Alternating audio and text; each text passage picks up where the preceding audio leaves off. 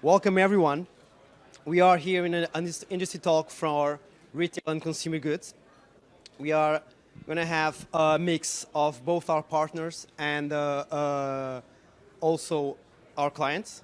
My name is Miguel Fonseca. I work in Microsoft. I'm an account for retail. So what we're trying to get you here would be some experience of what we're seeing in both, again, our partnerships with our platform and one of our best histories. So we're going to have with us 5 people. Joana she's going to introduce herself as well, but she's the e-commerce director of Worten. She has a great story. Interesting enough, she's a very tech person for e-commerce. I would not expect to be with, so it's going to find it very interesting to hear. Also Syone with a company, I will not try to say the name, but Alex is going to say it. Syone with Tiago and Alex, which is going to say his company. A very interesting story of how a company can become a tech company and a data-driven company with a very interesting model. Also, McDonald's, for who doesn't know, they are quite known as well as the restaurants, which are in a transformation, not only a digital transformation, but in the processes of how they get the food to the clients. And Rogério is going to talk about it as well. And last but not least, one of our partners, Toolsgroup, which is going to detail a bit of their view in the intelligent supply chain. So I will leave now the floor to Joana. Joana, welcome. Thank you. Hope everyone is listening to me, still getting used to this silent thing, although I'm hearing a lot of noise in the back, but try to do my best. So thank you to Microsoft for the invitation. I'm here to present a bit what is going on at Worten. For those of you who are not Portuguese or Spanish, Worten is a Portuguese marketplace, I would say now. We started as a domestic appliance, moved on to electronics, and we are currently the market leader in Portugal and a challenger in Spain, let's say so. My presentation is a bit about how we are breaking frontiers in terms of bridging the gap between online and offline, between our bricks culture, moving on to a bricks and clicks, and now more and more a digital one. So we've had really a great year. So our sales have been really steadily especially at the online. We've done kind of a historical landmark this year, this last year, with a 50% growth in a market that's hugely competitive, not only internally but also externally. Our market share is growing. We're doing well in most of our other KPIs.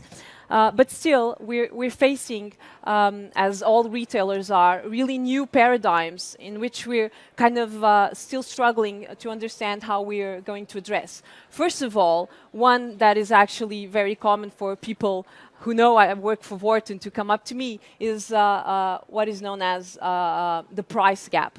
So, as you may know, all of those who work in retail, when you are in the global market with pure players versus bricks and clicks who have different structure, it's really one of our struggles, how are we going to kind of address this paradigm. A second one has to do with assortment. So a normal store has something in between 1,000, 2,000 SKUs physically. Less if it's a small store, and all of a sudden we have the online, which is growing a lot. So 2 years ago, Worten had about 50,000 SKUs online, and then we're looking into players that now have millions and millions of SKUs, such as Amazon. As you know. So how do we bridge this assortment gap? Then the delivery, everyone is used to getting everything just in time, next day, in just a couple of hours. And then finally, something that really is coming up more and more and has to do with experience. All of a sudden, it's not enough to just bridge the price gap, to bridge the delivery gap. We also have to have the best experience, and as a brand, to really fulfill what our customers are demanding of us. So, how are we addressing this? So, the equation is quite simple. First of all, we really have to level up the game. So, we have to decrease our structural gaps in those areas I've just shown. But, we also have to somehow create our differentiation when we're facing global players, because we're just not going to quite get there. So, first of all, in terms of the pricing, we are largely, and I would say about 90% of the SKUs we manage directly are now convergent in terms of pricing.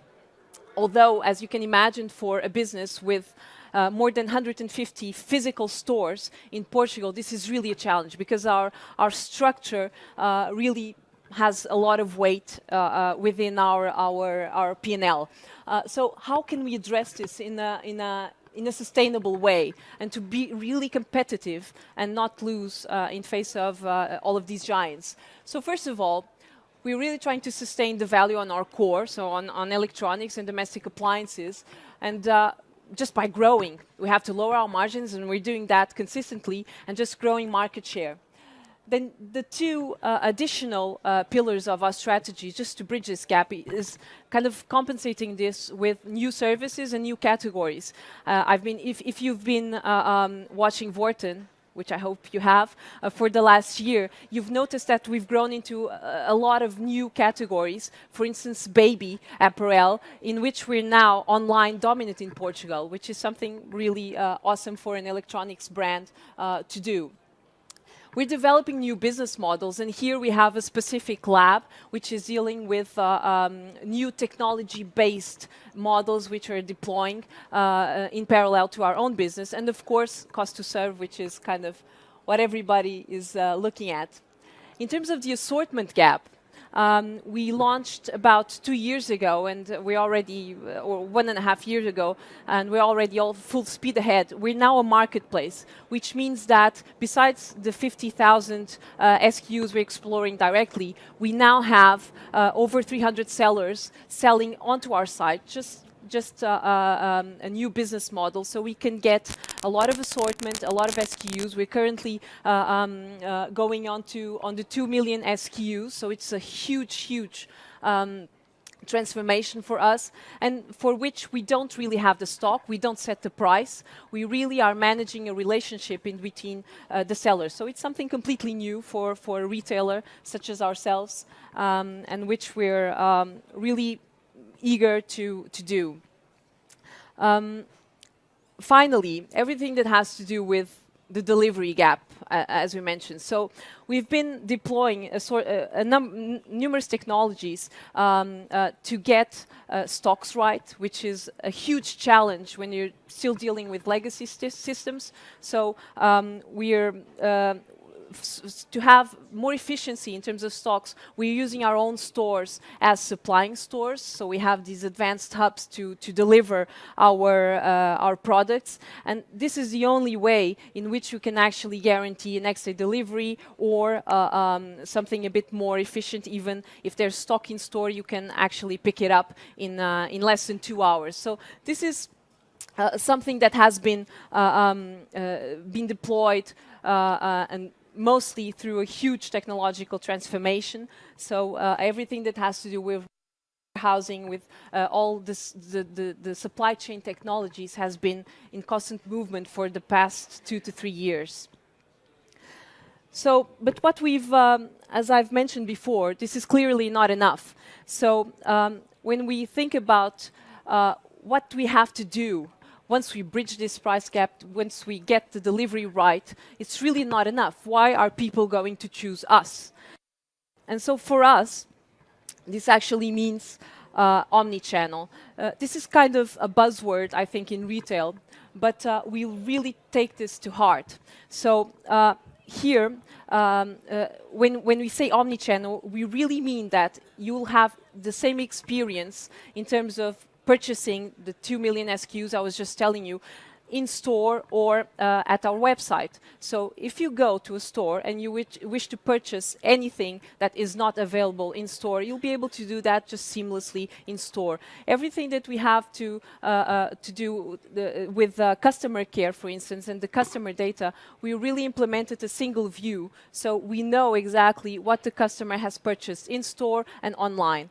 Of course, online, this experience is much more, I would say, further developed, which is just natural because we have currently a number of partners which are crunching up our data and crunching up all the events and the triggers within our website just to deliver a more personalized experience. So if you go to Worten online currently, you will definitely not see the same as I will, because you'll probably be in a different segment as I am. So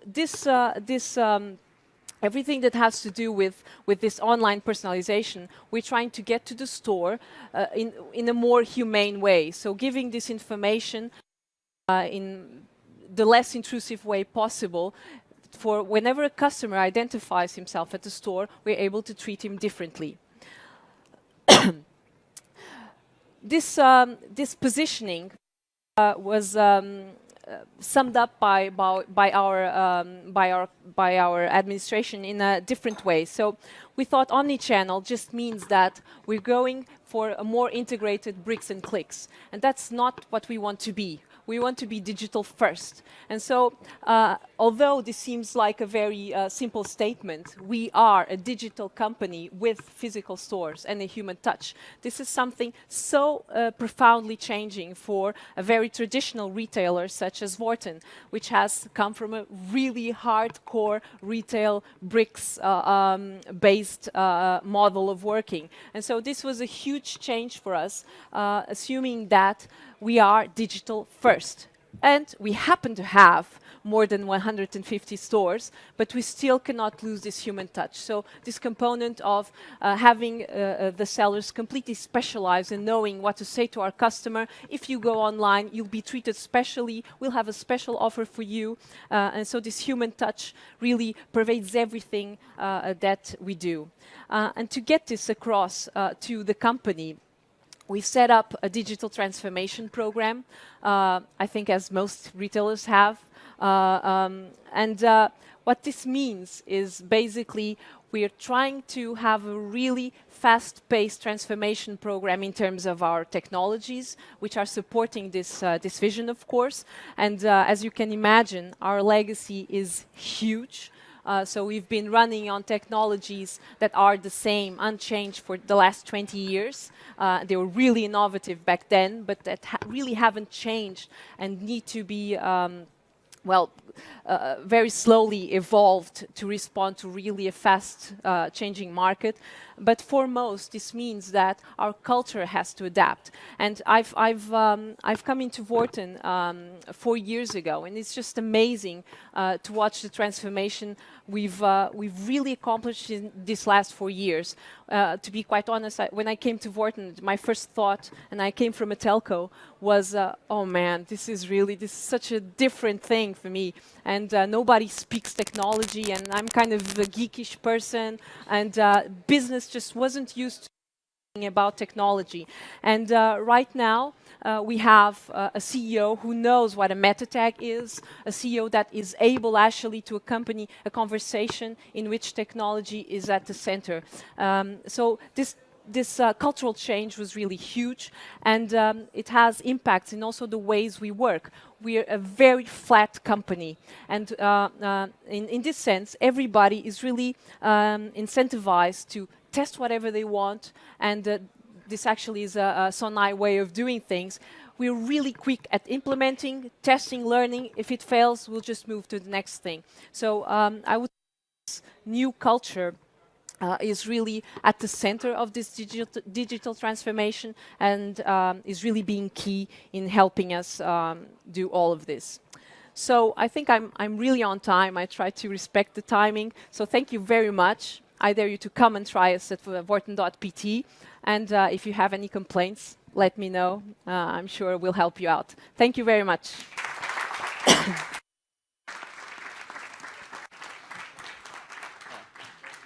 Thank you, Joana. That was great. Just a quick one. We're going to save the questions for the finish part. We're going to have a prize for the best or most interesting question, which is a VIP entry in a Fidelidade lounge. So don't be shy. Tiago, the floor is yours. Okay. And Alex, yes. I think everybody's listening. Okay. First of all, thank you for being here. The case we are presenting, it's a case that we started 5 years ago. In our second wave of expansion, internationally speaking, and we were lucky enough to meet this Norwegian company, which now it's a group. It's called Linas Matkasse Group, and we have with us their CTO, Alex. Okay, it's someone that we've been working together for 5 years, and we've been developing some incredible stuff. And we started 5 years ago on developing our e-commerce solution, which is ERP for e-commerce and with the different modules that we need to operate the business, namely product information management, operations for the deliveries, payments, etc. On these 2 latest years, we started to develop a second wave for our digital transformation, which was a data science and analytics approach. So we've been implementing this experience on the latest year, and Alex will introduce the group. So the case is how to optimize your business with a consumption forecast model. And I will pass to Alex that will introduce Linas Matkasse Group. Okay. Hi there, everyone. Nice to come to Portugal. It's a lot hotter than in Norway. It's a lot of snow there. Linas Matkasse Group, we are a digital player. We are an internet company. And basically what we do is we sell groceries online. But the way we do that is by giving you recipes and all of the ingredients you need, and you cook the food yourself. So our customers go to our applications or they go to our webpage. They choose the preferences of food that they want, the set menus, or if they want to pick their dishes themselves. Then they can choose that until the Tuesday before they want delivery. That is approximately 5 days before they get their delivery. Then we take and purchase all of that food, and we take and deliver it home to them every Sunday and Monday each week. So our core value proposition to our customers is that we source local produced ingredients, and then we give you a lot of variety in your dinners so you can have a good time with your family. And then we make sure that you have nutrition calculated recipes so it's healthy and it's a nice way of eating dinners. And then basically we try to do that in a really sustainable way by reducing a lot of food waste through our business model.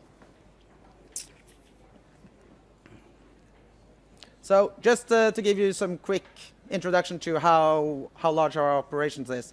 We have around 95% market share in Norway. We have around 30% market share in Sweden, and is the market leader in both. And then we are second runner-up in Denmark with 17% market share. Roughly it's around 104 million euros. That translates to 20 million portions of food being served in 2019. We have around 100,000 active families buying dinners from us regularly. And talking about getting to that phase when we're going to talk about doing machine learning and talking about forecasting today, just to understand for you what digital transformation means for us. For us, digital transformation is not having a digitalized value chain and our operations is digital. For us, it means really bringing a competitive edge and bringing a personalized and better customer experience. So with that, we bring machine learning and we bring data into our decision making and our core processes and into our product. But to understand how we reach that, go back 5 years. If you look to HelloFresh, Gusto, Blue Apron, you look to Linas Matkasse. If you go back 5 years, meal kits in Europe, in the US exploded. Huge market, a lot of customers wanting to buy these kind of products. And what we realized was we had such a huge scale when how are we going to serve 30,000 customers each week without the digitalized value chain? So the way we wanted to do that was we were looking at traditional ERP players. Didn't really Wrong find way. It's a wrong way. Don't do it. didn't really find any suitable off-the-shelf solutions that would manage our type of business. So we were lucky enough to meet Syone, and we have built our own ERP solution, all of the modules to serve the system. What is fantastic going 5 years forward is that we know all of our data because we have defined it, because we have built it ourselves. And that is, as Tiago mentioned, that has really set the backbone for building a data-driven strategy within the company and really democratizing data, making sure we're finding talent that can use the data, making sure we have management that is asking for taking data into the decision-making processes. And that has arrived us to being able to implement machine learning into one of our biggest processes, which is basically if you're serving 30,000 customers a week or 20 million portions of food, you need to buy a lot of food. So we are introducing machine learning into our purchasing processes so that we are able to actually 10 weeks ahead of when you're going to get your food delivered, with a roughly 2.5% average, being able to predict the volumes of food that we need, which is a fantastic transition. We're going to get back to shortly about, in the end, about which models we are using and stuff like that, so not to get too much into the details. Looking forward, next phase of digital transformation is really learning, putting digital into giving more flexibility into our core product offering. It's like you like a lot of potatoes, or you don't like potatoes. And I think that's a problem for us and challenging and making a really great customer experience going forward. Just so you understand how we're utilizing machine learning, if you want your food delivered tomorrow, 20 weeks up front to that, our chefs start planning the recipes. They start to plan the set menus. They basically pick ingredients for that recipes with specialized packaging sizes so that there is no food waste in the recipe itself. Then, roughly around 10 weeks, we start to talk with our suppliers. We're going to need this much chicken. We're going to need this much of this vegetable. And our forecasting models really comes into this and really trying to give us a high predictability early on. This makes sure that we are growing enough chicken, not too much, not too little, because it takes a bit more than 2 weeks to grow chicken. Our business model has always been about being sustainable and having less food waste. And the way we've been doing that is we always order just the amount of food that we need, so that it's the food that the customer has ordered. Then you get it delivered home. You take your recipes, you cook them with your family every week. And at the end of the week, there is basically no food waste because you have utilized everything with creating our recipes.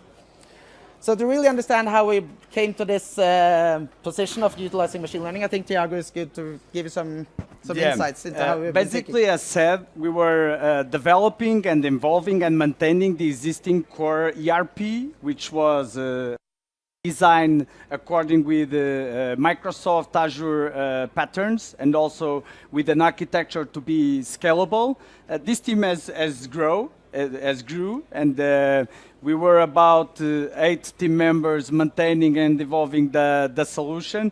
And when we have initiated this path, of course, we tried internally to formalize the way to approach.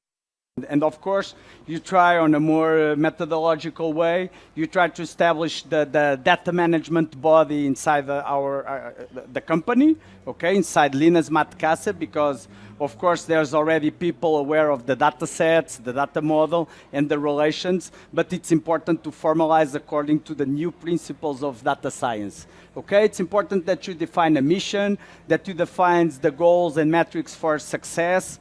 And of course, you need to sell it whether internally to your employees and also to your board of directors, which we have been with them quite a few times in order to have some funding and to make them understand that this is not a short-term strategy, but a mid-long-term strategy, but of course divided in sprints and quick wins, and of course initially starting by an MVP that we would use as a testing case in order to then testing the results, and if we had success on this, making it scale.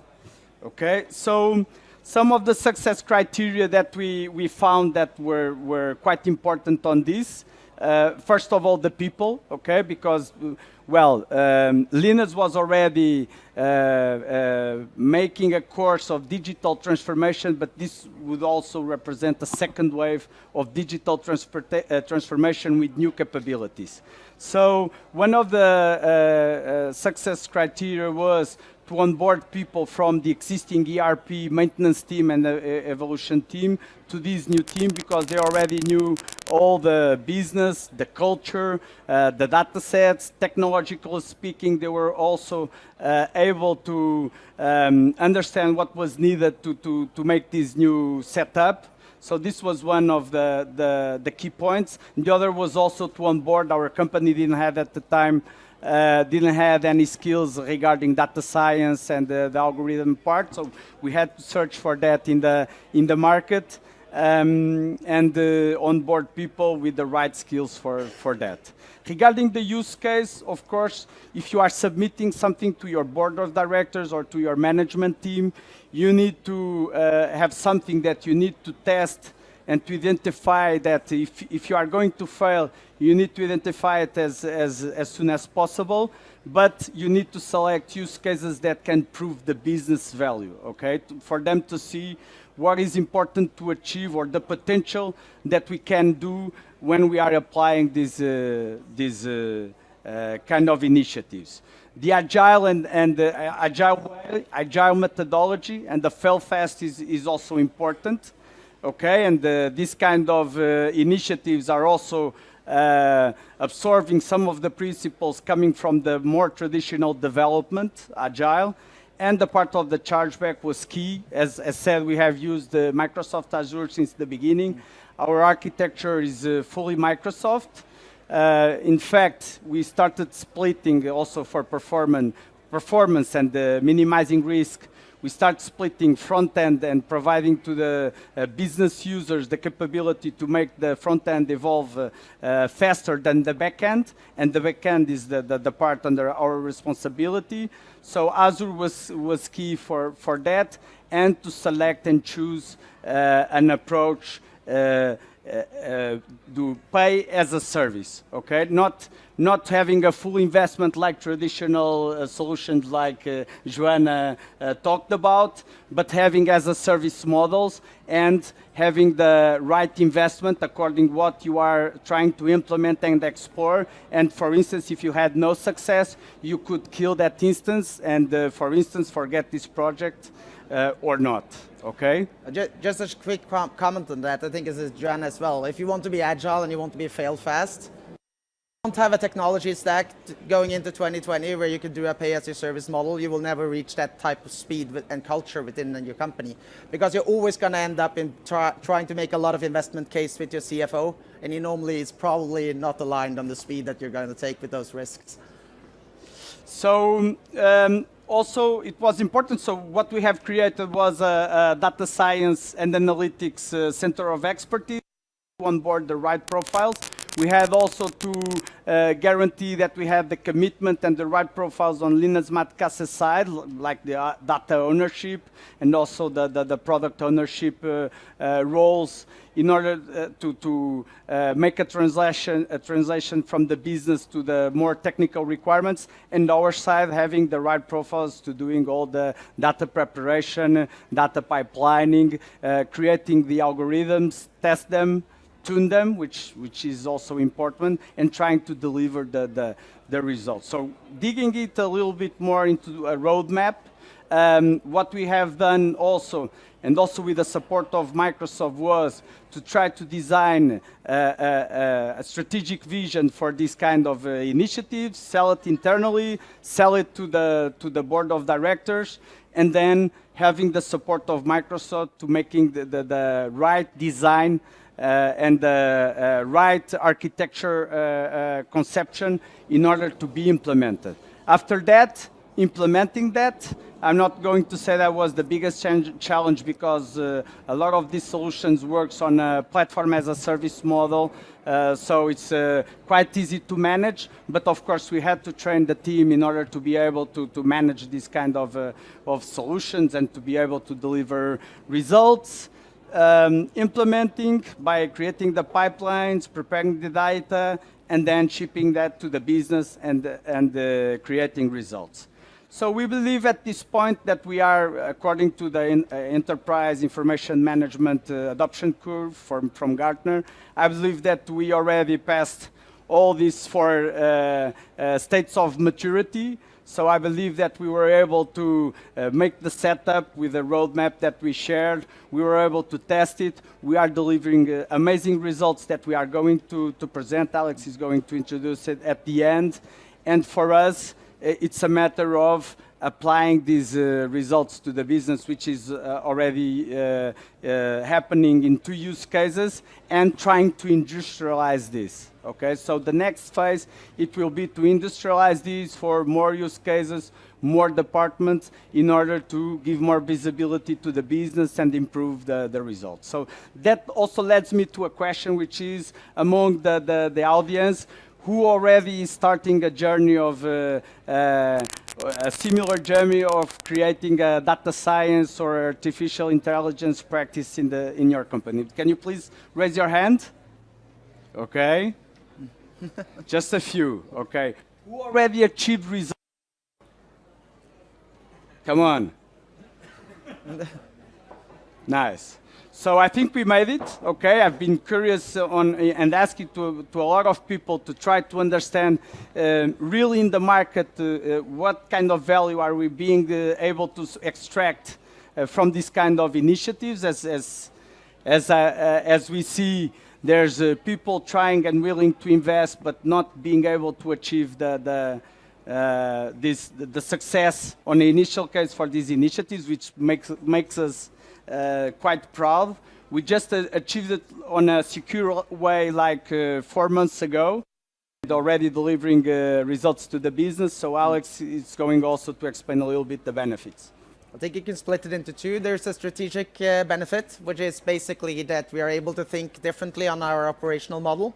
Since we have always just ordered the food that our customers has been ordering, we are putting a lot of stress on our operational and production facilities because all of the food needed to come in the precise time.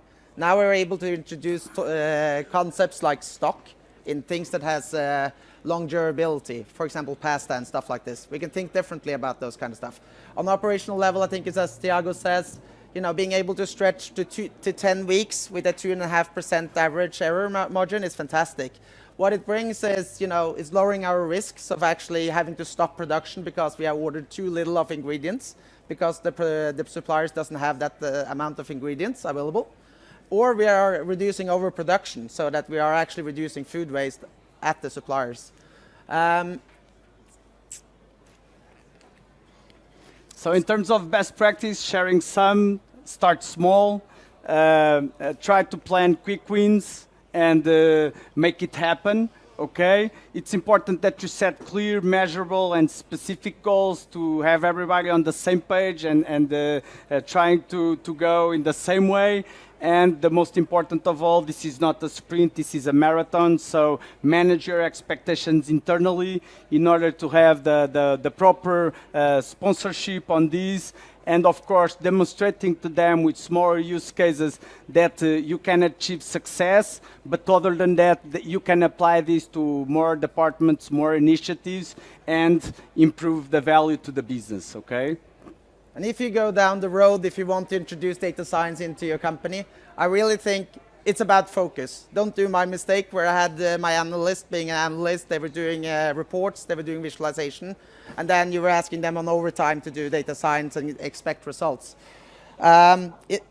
Invest into infrastructure, invest into team profiles so your data team can be autonomous outside IT.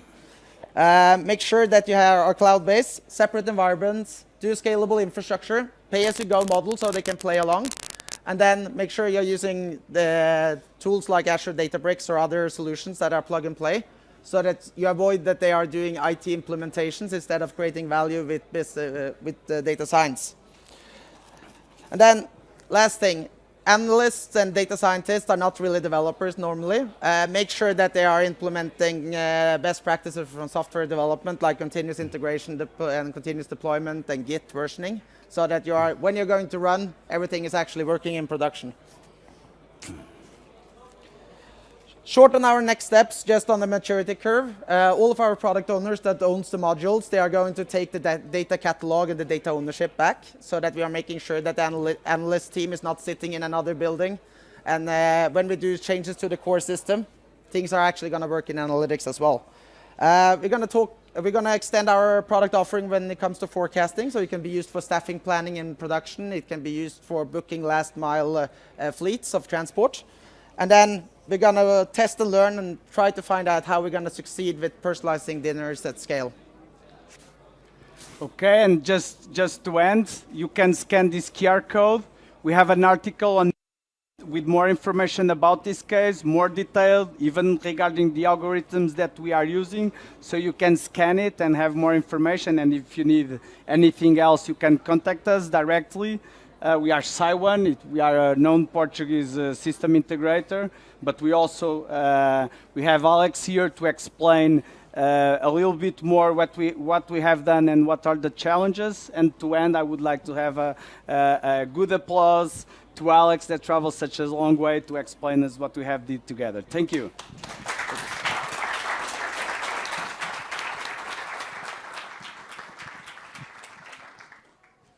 Thank you again, Alex and Tiago.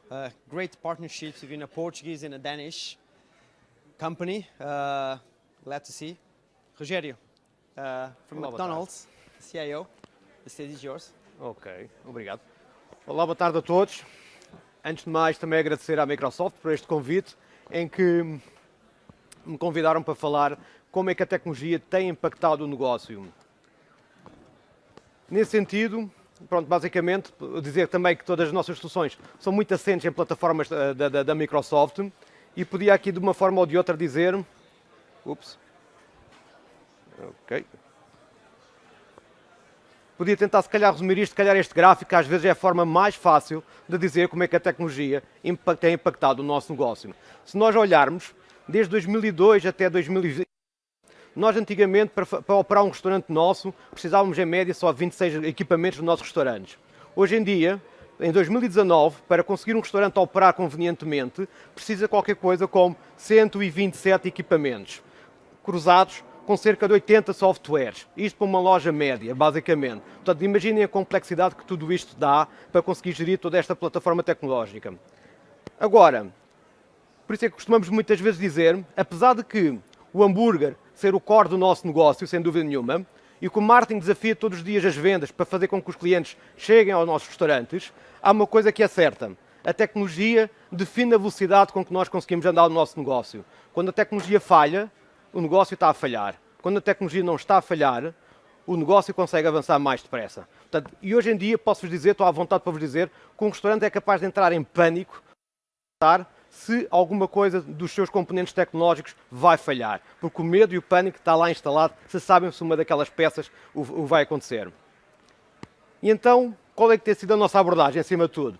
Assim, em vez de termos um roadmap tecnológico, a nossa forma de atuar tem sido desenvolvermos tecnologia nos clientes e nas pessoas. Ou seja, tentamos perceber como é que a jornada do cliente pode ser estressante para ele e o que é que nós temos que resolver cada um desses aspectos, mas que também é estressante para as nossas equipas. E queremos resolver essas partes. Para quê? Sendo nós uma empresa extremamente organizada e processual e queremos replicar isto em 38 mil restaurantes no mundo, temos de ter a certeza que os nossos processos, de facto, assentes na tecnologia, funcionam bem. E a tecnologia surge aqui como um meio e não como um fim. Ou também posso dizer de outra maneira, basta olhar para a companhia e dizer que se calhar o departamento IT é o maior departamento da companhia em Portugal. Portanto, temos operações, temos marketing, temos uma série de departamentos, mas é o departamento de tecnologias e informação que ocupa maior espaço e maior área dentro da companhia.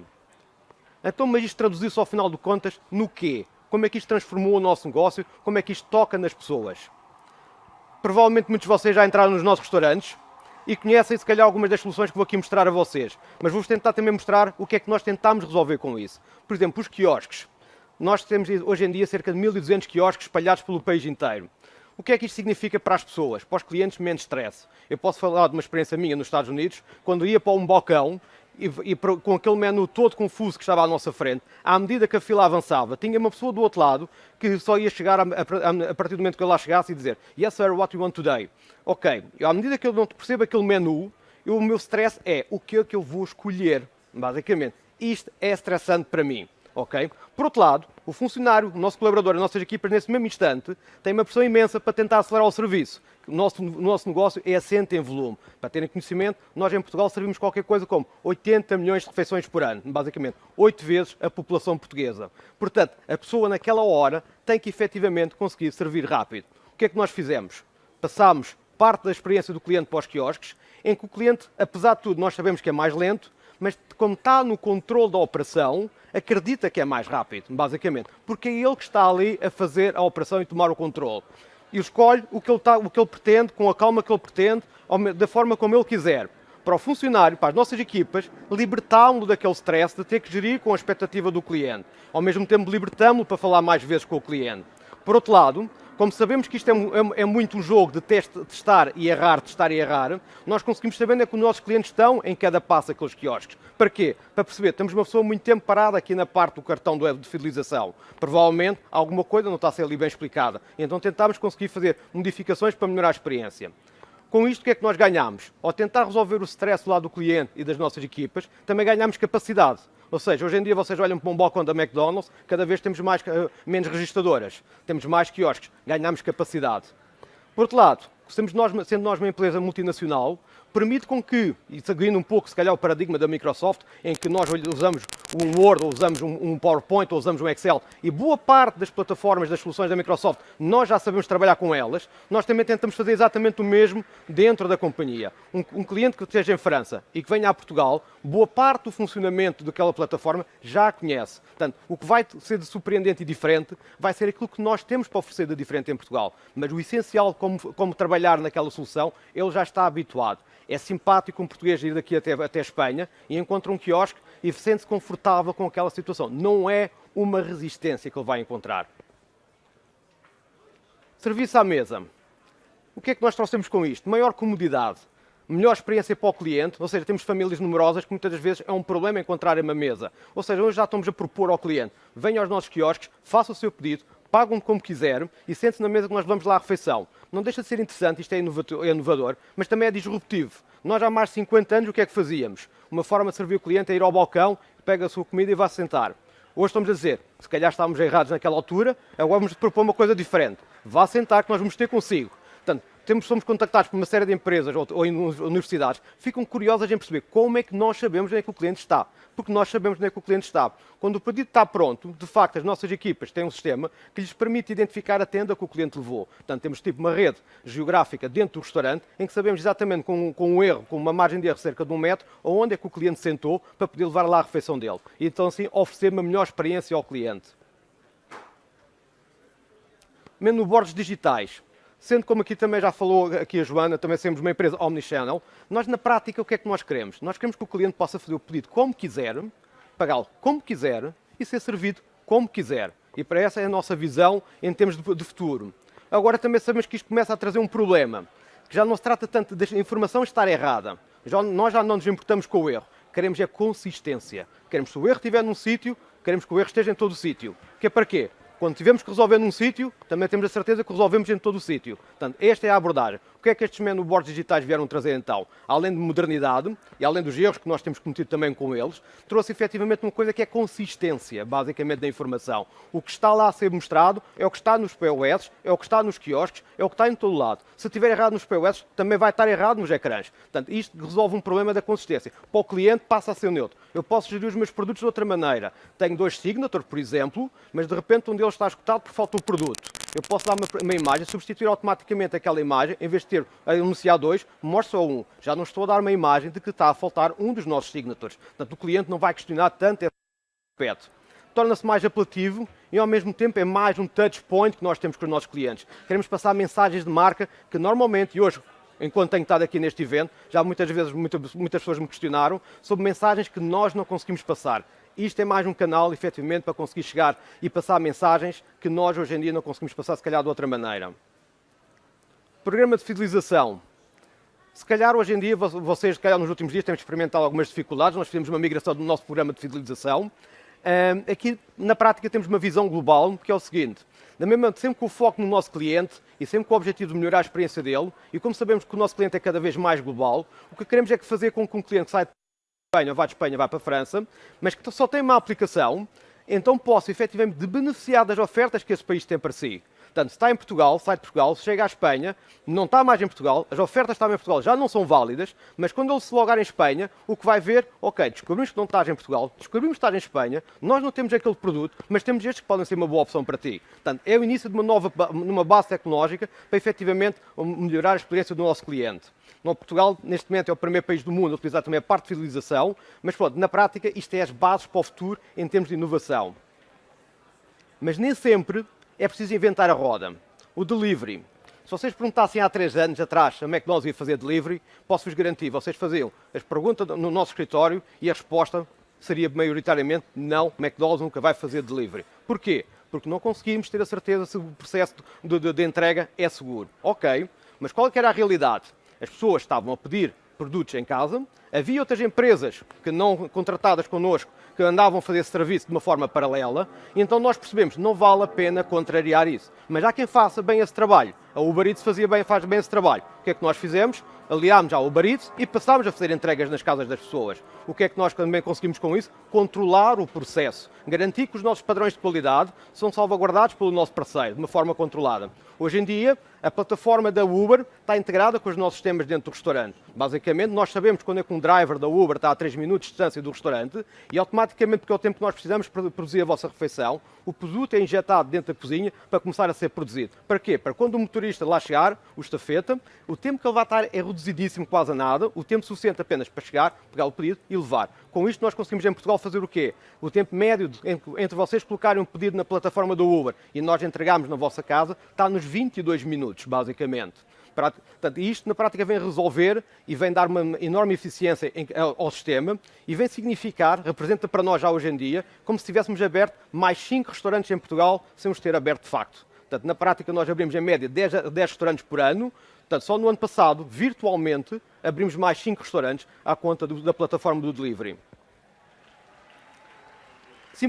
Mas não se trata apenas de tecnologia para os nossos clientes. Trata-se também de tecnologia para as nossas equipas. E isso, portanto, e como eu vos digo, nós somos uma empresa de processos e tentamos simplificar os processos dentro das nossas equipas. O que é que nós então desenvolvemos para eles?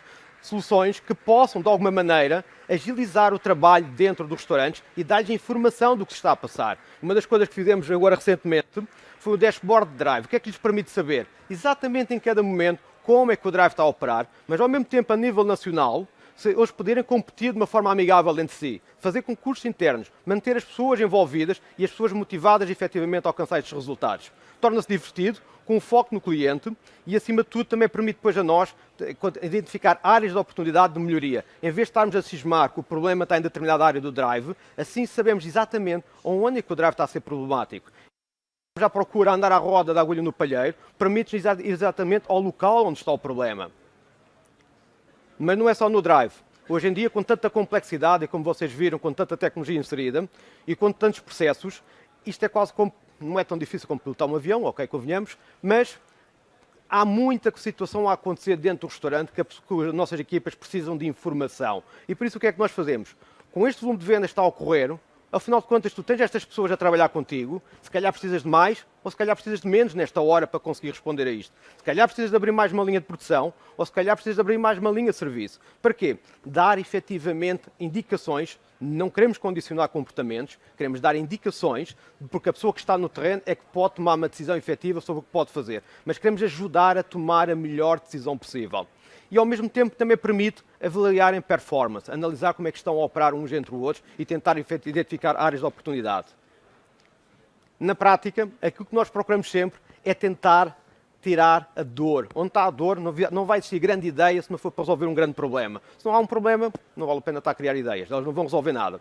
Nós somos bastante processuais, uma das nossas principais áreas é a segurança alimentar, mas também sabemos o quão isto era doloroso para seguirem todos os processos de uma forma rigorosa e o tempo que era perdido efetivamente nesta área. Portugal foi pioneiro a nível mundial, implementámos um sistema de Digital Food Safety ou segurança alimentar. O que é isto? Temos um restaurante coberto de sondas, desde as câmaras negativas, cubas de sopas, por aí fora, em que, em vez de obrigar o gerente a andar a fazer verificações de temperaturas manuais, damos informação na exceção, basicamente. Quando temos uma porta de câmara negativa que ficou aberta há mais de 10 minutos e há uma queda abrupta das temperaturas por qualquer razão, o gerente é automaticamente notificado que tem ali um problema. ou como também no controle da higienização das mãos, basicamente. Segue sistematicamente todo o procedimento para lavar as mãos. Todos os gerentes sabem a qualquer momento quantos funcionários é que já lavaram as mãos, que é para obrigá-los efetivamente a esse processo continuar.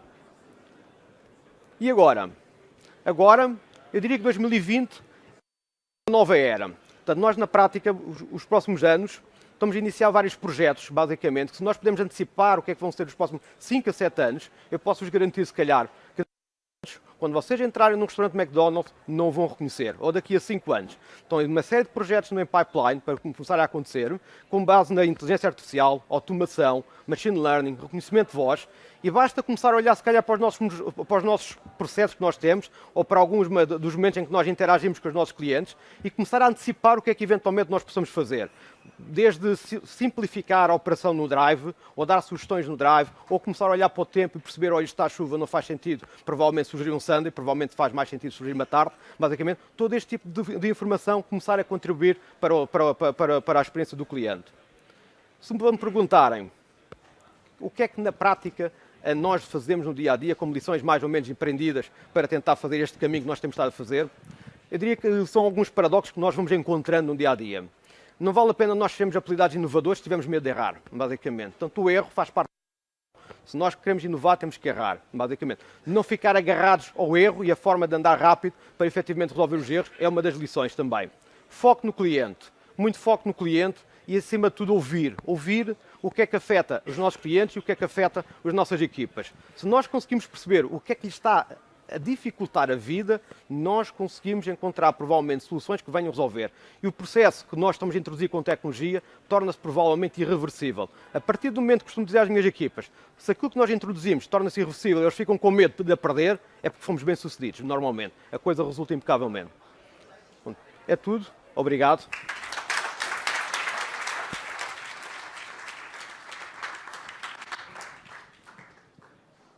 Thank you, Rogério. I love the way that McDonald's use technology, and at least myself, I don't even notice how much technology you have in a restaurant and how much things are happening on the background. So thank you for sharing. Last but not least, we have now our partner Toolsgroup. It's going to talk about intelligent supply chain. Thank you very Thank you, much. Francesco. Thank you. So, as you can see, I'm not a millennial, so I have to address this kind of a problem. And actually, I start to talk about how to use artificial intelligence almost 12 years ago, when people mainly are not millennial. We discuss many times how to start to trust about technology apply in the business in order to improve the business. I want to talk about kind of activity and application artificial intelligence in order to improve the capability to plan your supply chain. First of all, I think after 2 days of talking about, listen about this kind of very, very exciting experience, I wanted to remind you that one main point that you have to take in mind is basically that innovation means trust in technology. Otherwise, we can talk a lot about this kind of potential capability, but I'm very appreciated the courage, and I'm proud to be here to listen to people that want to start to try to use technology, even if they are success or not in this exercise, because you have to try, you have to start to adopt this kind of technology. And I suggest to read this book, Homo Deus, probably is a very bestseller, and probably most of you already know what is the content, but it's basically about our times and how the technology is strictly connected to our life, and also regarding the capability to take decision, because this is the point, the main point that I would like to address today. So, as you know, using artificial intelligence, we can do many things. Mainly, the first application of artificial intelligence was actually about the descriptive area. So, how and what it is, our situation, just to describe and explain our the data that we are using to improve the use of the result of this analysis. Then, of course, we can use artificial intelligence in order to predict. So, support the customer and companies in order to better manage the forecast in terms taking into consideration many different variables in order to know what will be. So the point is that artificial intelligence is also useful to do and to take direct decisions. So we are talking about the application in predictive area. Predictive area seems that the system can be useful in order to take the vast majority of the decision that you have to take every day. Just to remind you what means planning supply chain. Supply chain means that many of you, of course, are managing company where there are products that you have to produce, you have to distribute, and the main reason why there is a process that is called supply chain is basically because you want to guarantee the product availability. The very interesting experience that you described before, I mentioned Joana, of course, Tiago and Alex that talk about that, and mainly what means guarantee the product availability means to guarantee the right product in the right location at the right time, and of course the right quantity at the minimum cost. So this is what we have to achieve planning supply chain. To do that, we have to take into consideration many different data that are coming directly from our own system, and the data that are available that are directly connected to our business, data that are coming from our customers. So there are a lot of data that we have to use in order to take hundreds, many times thousands, and there are customers that has to take millions of micro decisions based on a lot of data that are available. We are talking about there are many customers that they don't realize that they have billions of data that they could use in order to take the decision in order to manage their product in the supply chain.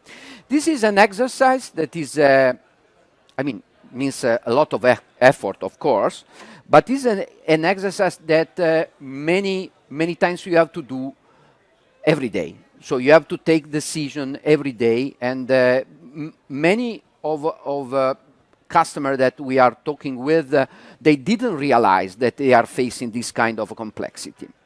What is the mission of the company that I'm representing is basically to support our customer to take the vast majority of their decisions. So means that they have only to analyze by exception specific cases where they have to define and solve the problems. But the vast majority of the decision has to be taken by technology. So means that the customer has to trust on the technology.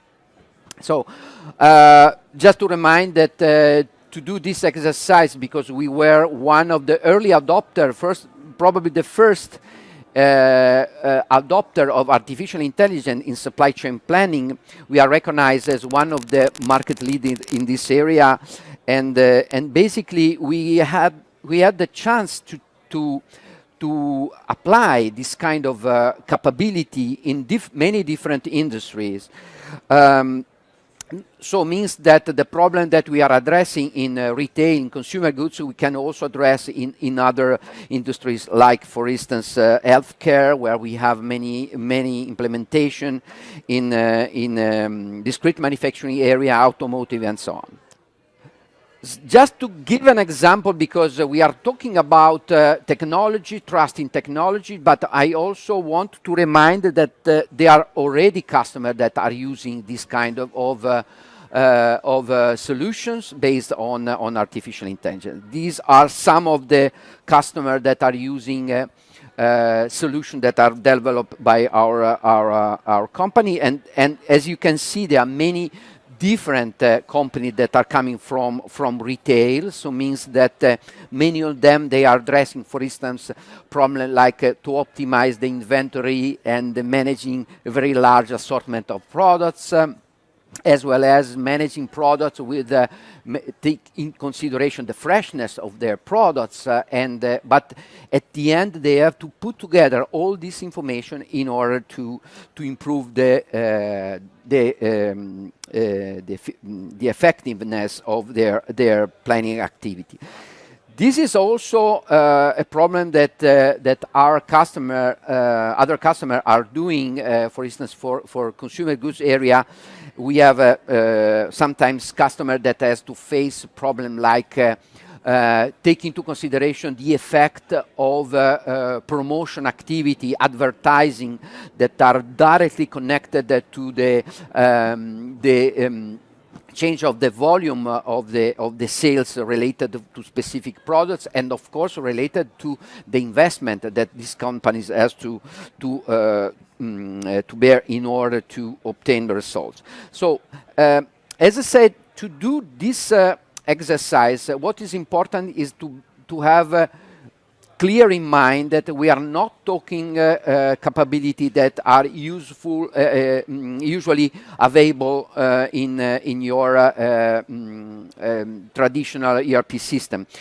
We are talking about solution that has to take care of different kind of planning process, starting from predictive demand analytics, as I said, so means to analyze the data and the data correlation with the demand of the product that you have to plan, and then move on to create an end-to-end planning process. That means taking into consideration all the stages that you have to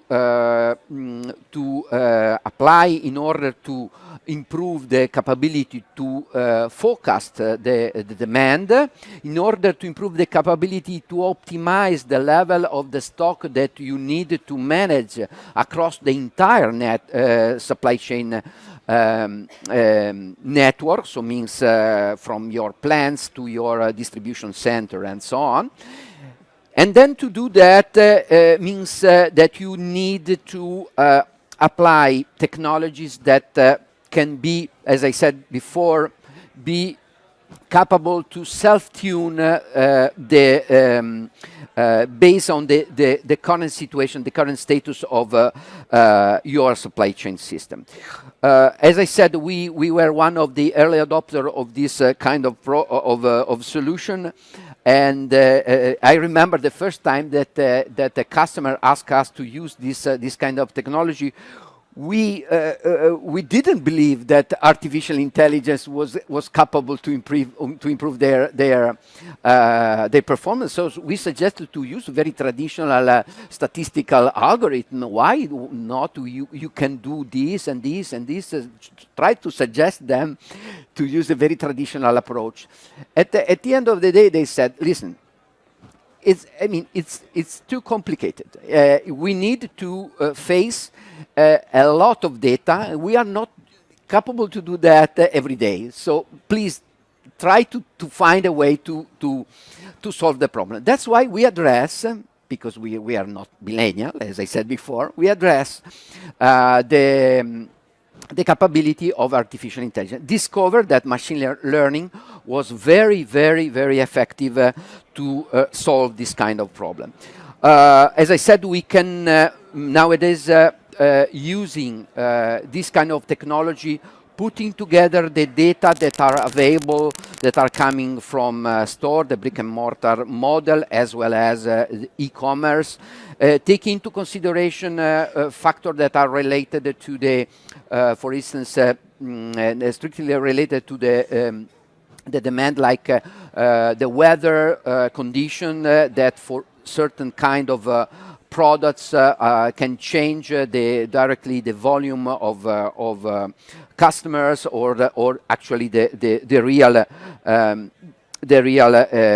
needs of a very specific products. We can take into consideration all of this information, but one of the main challenges that we have to face is how any single information that we are taking into consideration and taking into account can modify the behavior of, first of all, the behavior of the demand of our customer, and then how to react properly using and taking into consideration the constraint that our customers have, like, for instance, the lead time to receive the products from your supplier, like the kind of the freshness of the products and so on. This is one of the main challenge that now we are facing using this kind of technology. I just want to giving an example of probably two, if I have time, but at least one. Of what we can do using this technology. The example is about a coffee company. The name is Costa Express. Is now a company that is bought by Coca-Cola company. And for this company, we are talking about a real-time demand planning and supply chain process. What does it mean? Take into consideration that this company, which is in the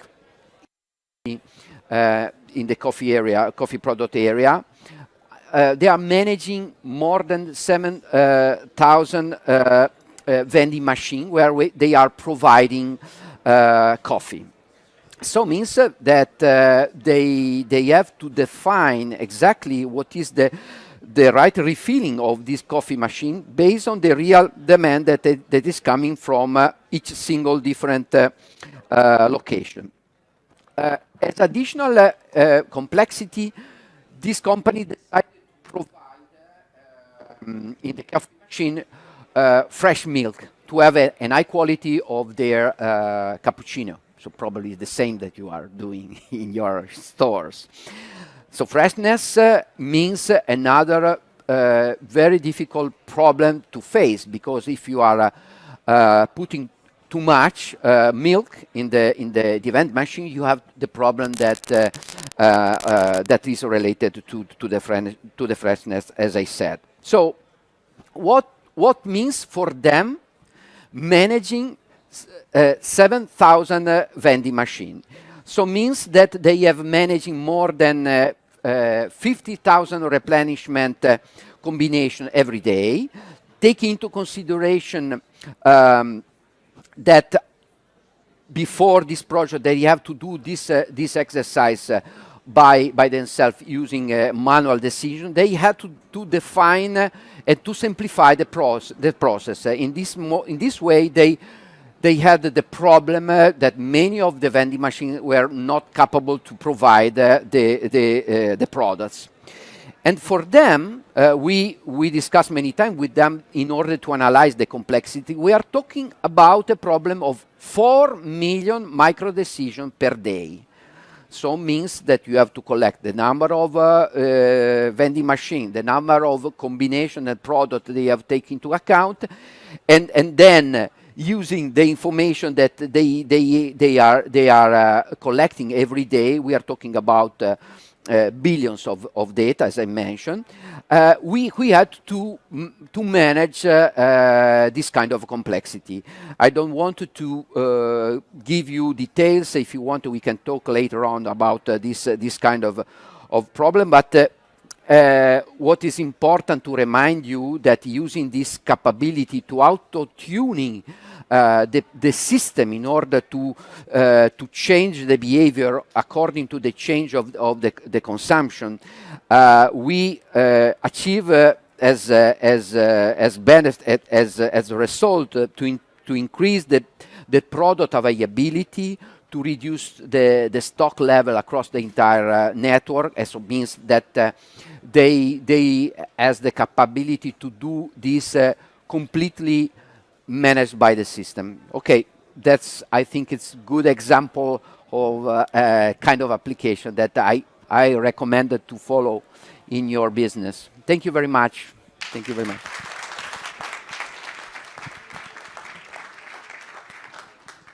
Thank you, Francesco. Now we open the time you were expecting, the time for Q&A.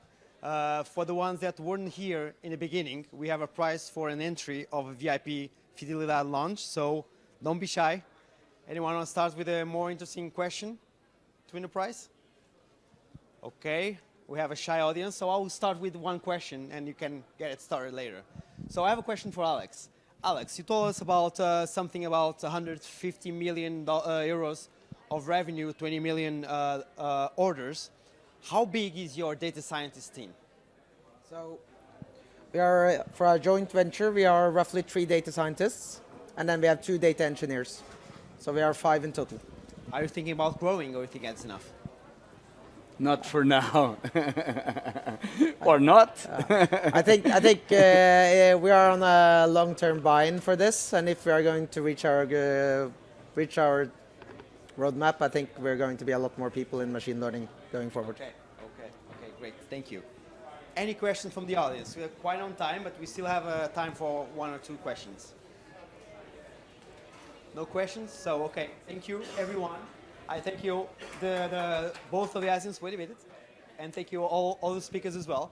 I would like also to thank you, João Batalha, he was on the background, providing everyone feedback for the audience, so thank you, and have a nice day. Thank you very much.